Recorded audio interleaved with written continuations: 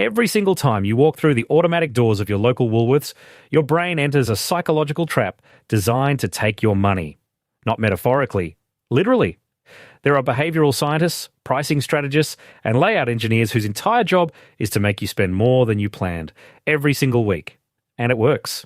The cost of living in Australia is pushing household budgets to the breaking point, grocery prices climbing month after month, and yet most people walk into their weekly shop with absolutely no strategy against the invisible machinery working against their wallet. This video is going to change that permanently. What I'm about to break down is the exact psychological framework I use to cut my Woolworths shop by $120 every single week, over $6,000 a year, without eating less, without eating worse, without sacrificing anything except the psychological manipulation I did not know I was paying for. If this kind of deep financial education has real value to you, hit subscribe right now. That is the only payment for this free content. No one else is going this deep on the money psychology of everyday spending in Australia. What you're about to hear is educational content at a level that most psychology and personal finance programs do not teach. So stay with me. Let us go. I want to tell you about someone I know. A man in his mid-30s, solid career, earning around $85,000 a year. Not reckless with money, not careless. He had a savings account with ING earning reasonable interest, a superannuation balance with Australian Super that was growing steadily, and he had even started researching ETF investing through Vanguard and CommSec because he understood that long-term wealth building required more than just saving. He tracked his net worth. He had financial goals. By any reasonable measure, this was someone who took his personal finance seriously. But there was one area of his budget he never examined. One financial category he treated as a fixed cost of existence rather than a strategic decision: his weekly grocery shop. Every Saturday morning he walked into Woolworths, grabbed a trolley, and came out having spent somewhere between $280 and $320. He bought completely normal things: bread, milk, chicken, pasta, vegetables, cleaning products, a few snacks, maybe a decent bottle of wine for the weekend. Nothing extravagant. Nothing he would consider wasteful. And he never questioned the total because everyone he knew spent roughly the same. That is just what groceries cost in Australia. That is just the cost of living. Then his partner showed him something that changed everything. She had been tracking their household spending for 3 months in a simple spreadsheet. Not out of worry, just curiosity. And when he looked at the grocery line, the number hit him physically. In 90 days, they had spent over $3,800 at Woolworths alone. That was more than their combined energy bills, their Netflix subscription, their Spotify Premium, their Disney Plus, their Amazon Prime, and both their Telstra phone plans added together. The single largest discretionary expense in their entire household budget was the weekly grocery shop, and they had never once applied the same level of strategic financial planning to it that they applied to comparing mortgage rates at Commonwealth Bank versus ANZ, or choosing between super fund options at Australian Super and Host Plus, or optimising their tax deductions before end of financial year. All that financial intelligence aimed everywhere except the one place bleeding the most money. That spreadsheet moment was the turning point, because what he discovered over the following months was not that he needed to eat less or buy cheaper food. What he discovered was that his brain had been systematically manipulated every single time he walked into that store. The layout, the lighting, the shelf placement, the specials catalogue, the everyday rewards program, the music, the smells, all of it was built on established principles from behavioural psychology and neuroscience to make him spend more without feeling it. And once he understood exactly how those mechanisms operated, he built a counter-framework, a personal system of financial decision-making that cut his weekly spend by $120 without changing what his family ate. He did not sacrifice quality of life. He did not switch to deprivation. He simply stopped letting his subconscious brain make purchasing decisions inside an environment specifically engineered to exploit it. This is exactly what I'm going to break down for you today, because the cost of living crisis in Australia is not just about prices rising. It is about understanding why you spend the way you spend and developing the financial literacy and financial discipline to take back control over your own money. This is money psychology applied to the place where most household budgets quietly bleed out week after week. And I promise you, once you see these patterns, you will never walk into a supermarket the same way again. What most people do not understand is that modern supermarkets, Woolworths, Coles, and even ALDI, to a lesser degree, are not designed to help you shop efficiently. They are designed to maximize the number of unplanned purchases in your trolley and the total time you spend inside the store. This is not speculation. This is documented behavioral science applied to retail architecture. And once you understand the specific mechanisms, you gain something most people never develop: a psychological immunity to financial manipulation that extends far beyond the grocery aisle and into every area of your personal finance. The first mechanism is called choice architecture, and it is the invisible foundation of every dollar you overspend. Choice architecture means that the physical layout of any environment shapes the decisions people make within it. In a supermarket, every aisle, every shelf, every end cap display is positioned to guide you past the highest margin products as many times as possible. This is why the essentials, milk, bread, eggs, are almost always placed at the very back of the store, not because of refrigeration logistics, because the further you walk, the more aisles you pass, the more unplanned products your brain encounters, evaluates, and quietly adds to your cart. Research in behavioral economics has consistently shown that the average grocery shopper makes over 200 micro-decisions during a single trip, and approximately 60% of those decisions are completely unplanned. More than half of what ends up in your trolley was not on your list when you walked through the door. It was placed there by the environment, not by your intention. Now layer onto that a second mechanism, the anchoring bias. This is one of the most powerful cognitive biases in all of human psychology, and every major supermarket chain in Australia exploits it systematically. When you see a shelf tag that reads, was $9.50, now $6.90, your brain does not rationally evaluate whether $6.90 is a fair price for that product. Instead, your brain anchors to the higher number, $9.50, and calculates the gap as a saving. You feel the satisfaction of a deal.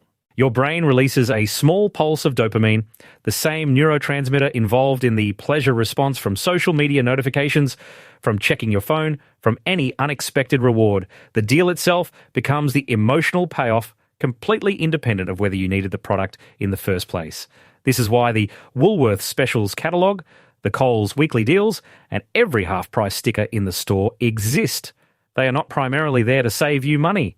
They are there to create the psychological sensation of saving while you actually spend more.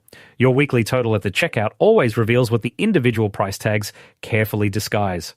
The third mechanism is sensory priming, and most people have absolutely no awareness that it is happening to them. Have you noticed that when you walk into Woolworths, there is almost always the smell of freshly baked bread near the entrance? That is not coincidence, and it is not just pleasant marketing. Research in consumer psychology has demonstrated that the scent of fresh baking measurably increases total grocery spending. It activates reward centers in the brain, generates a feeling of warmth and abundance, and subtly shifts your decision-making from analytical mode to emotional mode. You start making purchasing decisions with your feelings instead of your budget. The background music is calibrated the same way. Slower tempo music has been shown to reduce walking speed in retail environments, which means more time in each aisle and more products entering your trolley. Even the lighting in the fresh produce section is engineered to make fruits and vegetables appear more vibrant, more fresh, more premium than they would under standard lighting. Every sensory input you receive from the moment you step through those doors has been designed to bypass your rational financial planning and speak directly to the impulsive, emotional brain. And here is where this goes deeper than groceries, deeper than budgeting, deeper than anything most financial education will ever show you. There is a psychological phenomenon called mental accounting that fundamentally distorts how human beings manage money.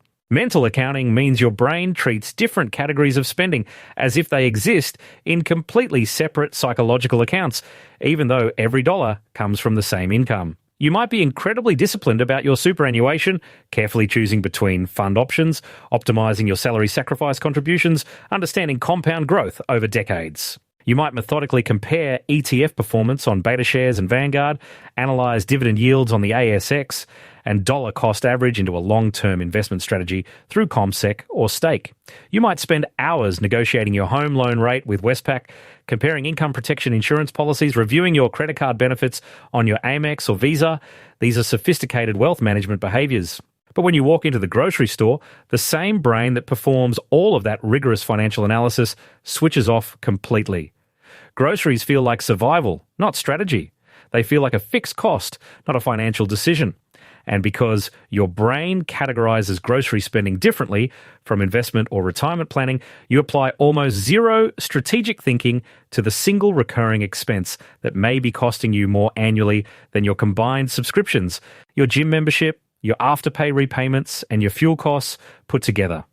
This gap, this invisible disconnect between how seriously you treat some financial decisions and how carelessly you treat others, is the heart of why the cost of living in Australia feels so crushing even for people earning good money. It is not that you are bad with money, it is that your brain operates different systems for different spending categories. And the grocery category runs on pure autopilot inside an environment engineered by behavioural scientists to extract maximum revenue from autopilot shoppers. There is one more mechanism I need to reveal because it may be the most expensive psychological pattern of all. It is called the Diderot effect, and it explains why a single premium item in your trolley triggers an entire cascade of premium upgrades. Here is how it works in practice. You pick up a nice cut of steak, something better than usual because it has been a hard week, and you feel you deserve a small reward. That single decision shifts your brain into what behavioural science describes as a consumption context. Suddenly the cheap pasta sauce feels wrong. It does not match the quality signal of the steak. So you reach for the premium one. The ordinary bread feels inadequate for this meal, so you grab the artisan sourdough. The cheap wine clashes with the narrative your trolley is telling, so you upgrade. A nicer salad, better olive oil, a proper dessert. What started as one small upgrade, $8 or $9 above your usual choice, cascades into $40 or $50 of additional spending across the entire shop. This pattern repeats weekly, driven not by hunger, but by a deep psychological need for internal coherence. Your brain demands that the story of your shopping trolley makes sense, and premium items demand premium companions. This operates entirely below conscious awareness. You never decide to spend the extra $40. It simply happens because the first decision made every subsequent decision feel inevitable. If you're getting real value from this breakdown, do something for me. Leave a comment and tell me honestly, what is your average weekly grocery spend? And think about your last shop. Think about the one premium item you chose, the small upgrade that felt like a reasonable treat. Now trace forward and ask yourself how many other items in your trolley silently upgraded along with it. That answer will show you exactly how much the cost of living pressure you feel is not just rising prices, but invisible psychology inflating every shop without your knowledge or consent. Now that you understand the 5 invisible psychological mechanisms, choice architecture, anchoring bias, sensory priming, mental accounting, and the Diderot effect, let me show you the exact counter framework. These are not generic money-saving tips. Every strategy I'm about to share is a direct psychological countermeasure designed to neutralize a specific mechanism. This is why it works when everything else has failed. Generic advice fights symptoms. This framework dismantles the cause. The first shift is decision separation. It directly neutralizes choice architecture and sensory priming simultaneously. The principle is this: every purchasing decision must be made at home before you enter the store. Build your complete meal plan and shopping list at your kitchen table in an environment with no bakery smells, no strategic shelf placements, no engineered lighting, no slow-tempo music. Use your Apple or Samsung phone to keep a running list. Google Keep, a notes app, a dedicated meal planner. The critical rule is absolute. If it is not on the list, it does not go in the trolley. No exceptions. This sounds basic, but here is why it is psychologically devastating to the supermarket strategy. It takes every single one of those 200 plus micro decisions you normally make under psychological manipulation and relocates them to an environment where your rational brain is fully operational. In behavioral psychology, this is called a pre-commitment strategy. You are binding your future self to decisions made by your clear-thinking present self. It is the same principle behind automated superannuation contributions or automatic transfers into a high-interest savings account. You make the intelligent decision once, and the system executes it without requiring willpower in the moment. The second shift is the base layer strategy, and it directly counters anchoring bias. Instead of completing your entire shop at one store, you split your groceries into 2 layers. The base layer, the staples you buy every single week, regardless of your meal plan, goes to ALDI. ALDI's retail model is fundamentally different from Woolworths and Coles. Fewer product options, no manufactured was prices designed to create false anchoring, no elaborate sensory manipulation, smaller stores that physically limit your browsing time. For base items like milk, bread, eggs, butter, pasta, rice, canned tomatoes, basic fruits and vegetables, yogurt, cheese, and cleaning products, ALDI is consistently 30 to 40% cheaper. On a typical Australian family's base layer, that difference alone represents $60 to $80 a week. Then, and only then, you visit Woolworths or Coles for the specific items ALDI does not carry to your satisfaction. But now you enter the psychologically engineered environment with a short, targeted list of 8 to 12 items. You're in and out in 15 minutes. The store's behavioural architecture barely has time to activate before you are back in your car. The third shift directly dismantles the Diderot effect. I call it the one brand down rule. For every branded product you habitually buy, ask one question. Is there a store brand version one tier below that is functionally identical? Woolworths Essentials, Coles brand. The resistance you feel toward these products is not about quality. Independent consumer testing consistently shows most people cannot distinguish store brands from premium alternatives in core grocery categories. The resistance is about identity. Premium branding works by connecting product choices to self-image. Your brain reads a brand name and associates it with who you believe you are. This is the same psychology that drives someone to finance a Tesla they cannot comfortably afford, to buy Nike when a generic performs identically, to choose the Rolex over a watch that tells the same time. When you consciously select the store brand for everyday staples, you're not downgrading your life. You are breaking the status signaling pattern that costs you money across every area of spending. That shift alone saves $20 to $30 per weekly shop. The fourth shift is unit price mastery.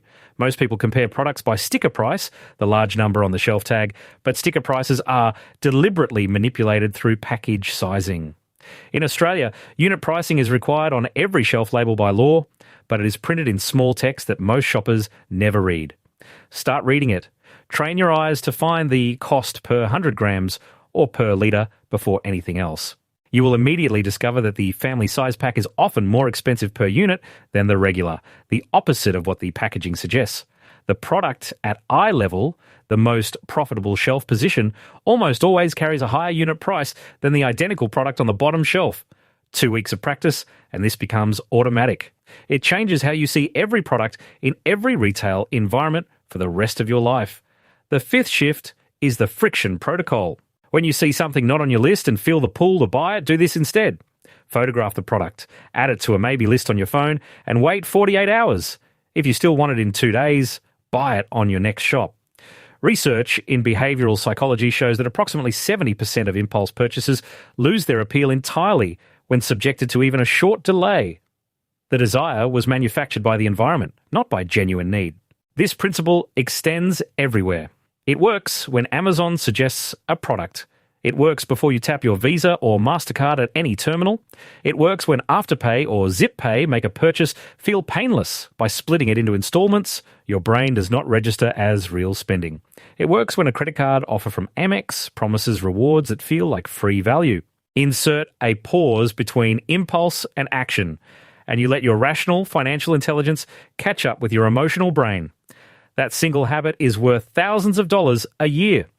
Let me tell you what happened when these 5 shifts came together. The person I told you about earlier, spending over $300 a week, saw his total drop to $170.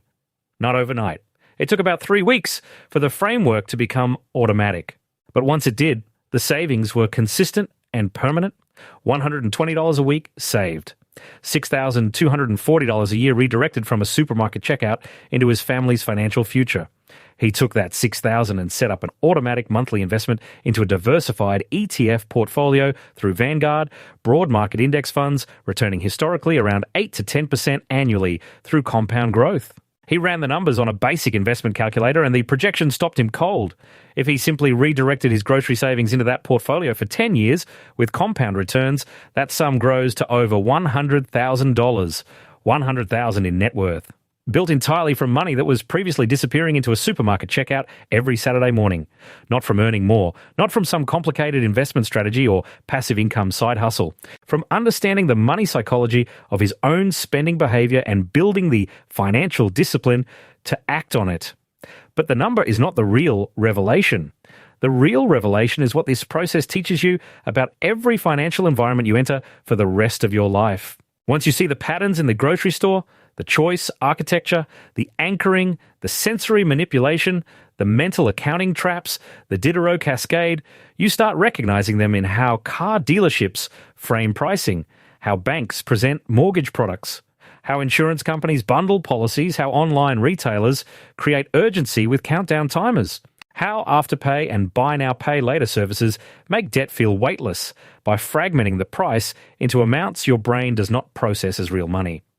The grocery store is a training ground for the single most valuable financial skill you will ever develop: the ability to see the invisible forces that separate people who build genuine long-term wealth from people who earn well but never accumulate anything. That is the thread that connects everything. The deeper layer of money psychology that most people never access. Your financial outcomes are not determined by your salary. They are not determined by your intelligence. They are determined by the invisible behavioural patterns that operate beneath every financial decision, from the grocery store to the retirement plan to the investment portfolio. Understanding those patterns is the difference between reaching financial independence and spending decades wondering why wealth building feels impossible despite earning a reasonable income. There is an entire architecture beneath these patterns that we are uncovering together, and the grocery store is just the entry point. What sits underneath it, the psychology of how you earn, save, invest, and make every financial decision, goes far deeper than one video can cover. If this shifted something in how you see your own spending, share it with one person who needs to hear it. And if you want to keep going deeper into the behavioural patterns that silently shape your financial life, subscribe and stay for what comes next. We are only scratching the surface.